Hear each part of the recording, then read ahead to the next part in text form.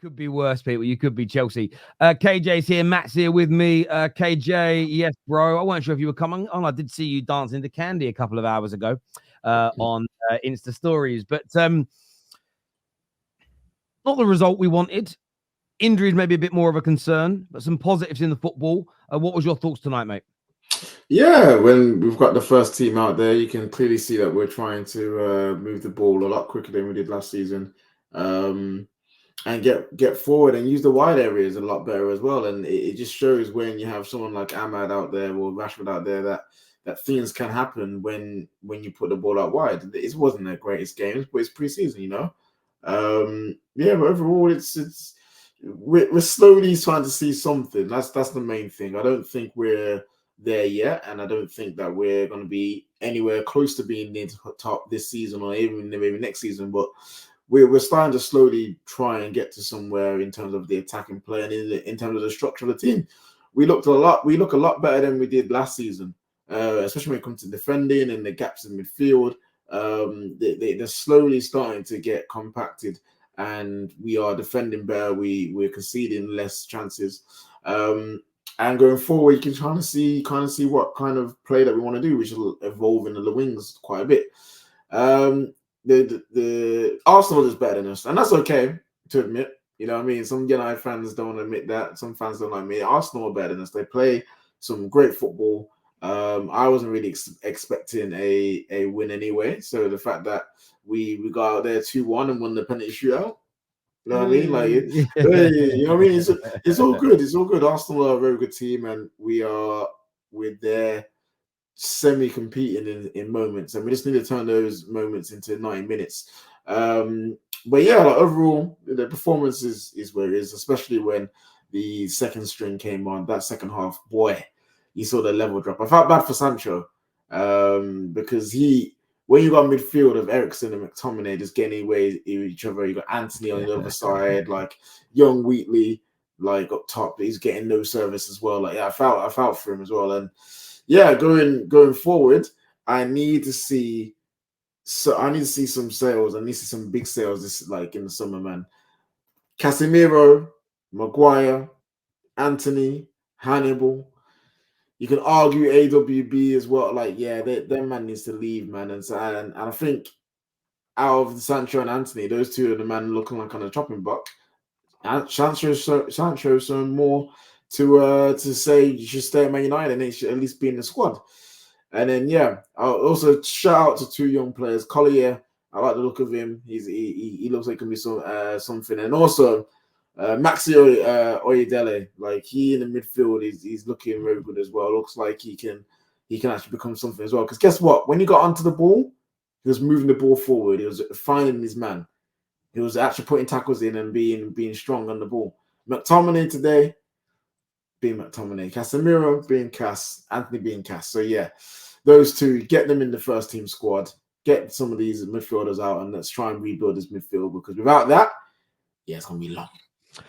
Mate, listen, I agree with all of it. Other than the Cass situation, I didn't think Casemiro again was particularly poor today. I thought Casemiro did okay. He's never going to be, Michael Carrick on the ball, but aside from that, I totally get where you're coming from, and I do feel, like I said it earlier, the injuries sort of stopped the momentum in that second half, because we started really, really well and we were dangerous. And Carl here says talk on Ahmad, and yeah, Ahmad didn't have the best of games today, but up until the two injuries, he was in great positions. He had opportunities to score, and I felt that would have continued for the rest of that first half if it hadn't have been for the momentum loss that we had. And that's why Xerxes is such an important signing for us, because Rasmus goes off and we had no number 9. And I think the one thing I've noticed when it comes to the style of football that we're trying to play this year and last year is a number 9 and or focal point is so important. And not only did Hannibal do it, I don't think Hannibal's anywhere near good enough for a Premier League team. He came on and was just completely unimpactful, where Rasmus in that opening sort of 15 minutes or so before he went off, opening 15, 20 minutes, he was bullying the centre-backs, which I think he should be doing. He's more experienced than the young man he was up against, but that enabled other people to be brought into the game. So, yeah, listen, I'm not worried about Ahmad in I'm not worried about him in any capacity. Casemiro didn't have a bad game. Okay. Again, I'm just saying I didn't think he was particularly poor today. I thought United started well. Things got a bit sketchy after we had the injuries and the team sort of lost its way a little bit. But yeah, I didn't think it was particularly bad. Having said that, would I like to replace him and sell him this summer? Absolutely. I'm not sitting here and saying, yeah, let's keep him for another year. But yeah, the injuries. What's your thoughts on them, KJ? Because obviously we had such a bad year. Probably only Chelsea out of the top 6 clubs had as bad a season as us. I think we on average had around 13 to 14 people out for every single game. I don't know about you, but no matter what the result was tonight, I was always going to feel kind of disheartened because 2 of our first team players go down injured again. Yeah, no, it's frustrating. It's frustrating. We saw this last preseason with Kobe. He comes on against Real Madrid after performing well against Arsenal, and yeah, someone lands on his leg and boom, he's out for until like October, November time. We just got Euro, and Rasmus he's back from the Euros, and already they might be out. I was hoping that there's slight injuries and precautions. I think Euro's one is more precaution than Rasmus. I think Rasmus might have some kind of big injury, but yeah, overall, yeah, not happy about that at all. Hopefully it's one of those ones where like it's just precaution and they're fine and they can play and maybe a season's get like miss maybe one preseason game and then move forward with the rest of them start the season. But yeah, those are 2 big players if we miss out on. But that's what we need. We need another centre back coming in. We need a top quality centre back because Maguire and Lindelof they can't cover it. And Evans is just an old man. So. Isn't Lenny Euro going to the Olympics? No, he would be there. The Olympics has started, bruv. Yeah. Yeah, I thought he was on the team. Yeah, the football for the Olympics it started like a week ago. Yeah, started like a week ago as well. No, Lenny's here, and I agree. And look, my hope now is, and these kind of moments in preseason can change transfer negotiations. I know we're saying we don't want to pay more than 38 million for the lit, but it might change United's stance now where they go, all right, look, let's just pay the extra. It depends on what's wrong with Euro. If Euro's out for fingers crossed he isn't, but if he's out for 4 weeks, 8 weeks, something along those lines. Yeah. You're just going to have to go and get someone in now. There's no room for those negotiations. But no, I do agree. And the one thing I want to say to Man United fans is remember, all the people that are going to say that don't believe in projects, it isn't going to take time to improve, it shouldn't take time to improve us, are the same people that just said sack the manager, buy 1 or 2 ballers, and United will be back up there competing. They're fools. They have no idea. This is going to be a 2 to 3 year period until we consistently can play as well or better than the likes of Arsenal and beyond. So we have to temper our expectations, especially when you scratch beneath the surface of our squad. You see who played in the second half as an example, and that's why it's going to take 2 or 3 summers for us to get ourselves up there. But some green shoots in terms of the style of play. From an Arsenal perspective, Igal, obviously good to get the victory, but what stood out for you tonight from your perspective as a Gooner? First of all, in the first 10 minutes, I freaking was napping when you guys scored that goal. I literally just woke up and I see Rasmus Højlund score. I was like, what the hell? And then the rest of the game, I felt like as the game grew, your injuries obviously changed the momentum, but we also brought on some players that just changed the game. Like when Martinelli and these guys came on, we looked a lot more threatening. Of course, we get the second goal. Partey's also coming on in the second half.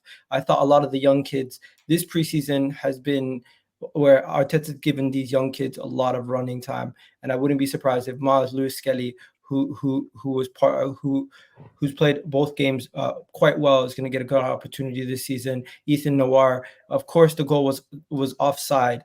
But I thought it was if you can't really credit him for an assist, but it was an offside goal. But hey, I just want to stop you for a second. See, this is why I get confused with names.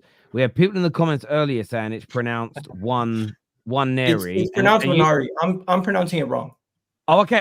I'm not even calling you out. This is why I get so confused because I'll hear a commentator say it, the audience say, no, you're wrong. I start saying it the way they say it, and then a panelist comes on and says it different to have heard it said before. So is it one? How is it pronounced? It's one. The N is silent, right? Yeah. Ethan Noir. How I pronounce it. That's what he said. That's what I was like, right? I know I'm pronouncing it wrong. Yeah, it's all good again. Hey, listen, It's it's late, man. It's late. Somebody Yeah, tell it's me all how it's good. pronounced, because I keep making mistakes. It's One, actually a lot of people have said that it's one nary. Yeah, the M being silent. Yeah, but cool. one area. Yeah, Okay. no, look, he did. I mean, he looked really special Yeah, though. yeah, Like yeah. the talent he's got is amazing. I think Arteta got a lot of criticism for giving him a cap when he was like 16. He's like, oh, he's doing it because he just wants to do it for show. It's about ego. I remember you even doing a video on about it. People saying, oh, this guy's not all that. I think this preseason, with us not having a lot of our first team players like Bukayo Saka, like Ben, like Declan Rice and Saliba, it gives an opportunity to these guys to put themselves out there and show people what they're actually made of. And I'm not gonna do the whole banter thing. I might do it on Twitter, but it is funny that last time when you guys beat us, your account was tweeting out stuff like we don't do friendlies. Your manager was saying stuff like we don't do friendlies, and now that we win, it's like it is what it is. But in the second half, when we brought on some of our players, you could see that as we brought on more subs, that the quality was showing. And later in the game, you slightly dipped. I thought the first 10 minutes, 20 minutes, you guys had us, and then the rest of the game, I felt like it was pretty much all Arsenal. And even when you brought on some of your players, I felt like our academy players and our people kept the shape well. And Thomas Partey in the second half, he had a much better game than he did the previous game where he was quite poor. And the positives you can take from this is Salah, the young kid Heaven, who's 17, by the way. Is he 17 or 18? Did he just turn 18? I think he's 18, Matt, right? And then Scully, all these academy kids are going to definitely get clubs looking at them now saying, you know what, maybe we should take these guys out on loan. And I think Arsenal should use this as an opportunity to put these kids in the shop window and get them loans. I'm not talking about Ethan. I'm not talking about Wanari. I'm not talking about Lewis Skelly. I'm talking about trying to get some of these other guys an opportunity at professional level, at lower leagues, to see if they can get themselves going. Yeah. We haven't been good with the loan system before. Yeah, I think Arsenal fans have got to also temper themselves. I think it's crazy to think the class of 92 isn't an example. It's brilliant, but an anomaly. If you're going to develop Waneri next season, you've probably got room for one, potentially two more max young players in your squad. You know, and it's like with Man United. Like we've still got, obviously we bought Lenny Euro, who needs developing. You've got Mainu that needs developing. I'm talking fresh, brand new youngsters. Although Lenny Euro has got a season to his name. And then I like Tom Collier for us. And obviously there's Harry Hamas. And I start looking at it and I'm like, oh, you know, say you add those two to the squad. What? So he said Harry Hamas. Hamas, did I? Hamas. Sorry, Terry, with the defense that we have, but it's from our perspective as well. It's like if we add those two to the squad, you're basically maxing out the young players that you can have, because it's hard to develop more than one at the same very time.